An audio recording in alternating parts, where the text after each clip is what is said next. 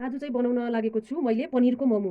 पनिरको मोमोमा चाहिने इन्ग्रेडियन्ट्सहरू यो फाइनली चप प्याज, त्यसको बादमा आयो पनिर जुन चाहिँ हो मेन इन्ग्रेडियन्ट्स, त्यसको बादमा आयो क्यारट, गाजर, धनियाँ अनि उमालेको आलु अनि यहाँ अलिकति घिउ अनि सबैलाई स्वाद दिनको लागि चाहिँ नुन हो राम्रोसँगले मिक्स गर्नेछौँ। अब यो कराई हल्का तातो भएपछि हामीले जुन चाहिँ घिउ राखेको छ त्यो हामीले हल्का यहाँनिर हाल्नेछौँ।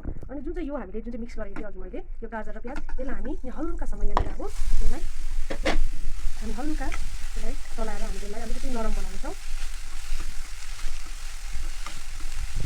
घिउमा हालेर अलिकति तताको अब म यहाँनिर खनाउँदैछु। यसको बादमा यो तातो तातो भएको बेलामा चाहिँ अब अघि मैले राखेको जुन चाहिँ उमालेको आलु थियो त्यो म अब यहाँ हाल्दैछु। अब यसलाई हामी हल्कासँग चलाउनेछौँ, मिक्स गर्नेछौँ अब हो। त्यसको बादमा धनियाँ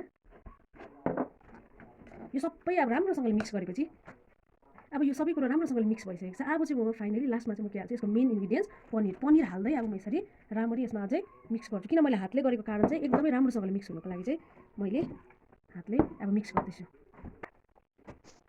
सबै यहाँ हाल्नुपर्ने सामग्रीहरू हालिसकेपछि अब अन्तमा चाहिँ म नुन हाल्दैछु को लागि यहाँनिर रेडी गर्दैछु आँटा।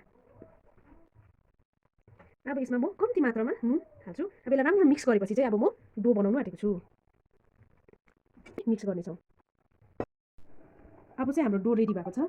अब यसलाई म 10-15 मिनटको लागि यसरी राख्नेछु। त्यसको बादमा हामी मोमो बनाउनु सुरु गर्नेछौँ। अब मोमो चाहिँ एकदमै रेडी भयो। अब चाहिँ स्टिम गर्नुको लागि यहाँनिर सुप पनि एकदमै बोइल भइरहेको छ। अब यहाँनिर हामी 10 मिनटको लागि हामी यहाँ पकाउनेछौँ। And the momo is finally cooked. हेर्नुहोस्, हेर्दै कति यमी यमी देख्दैछ। And the momo is finally ready to eat. Let me try. Wow, the stuffing is awesome. खाएर भन्दै बहिनी कस्तो भएछ? तेरो फोटो खिच्दिनँ जस्ट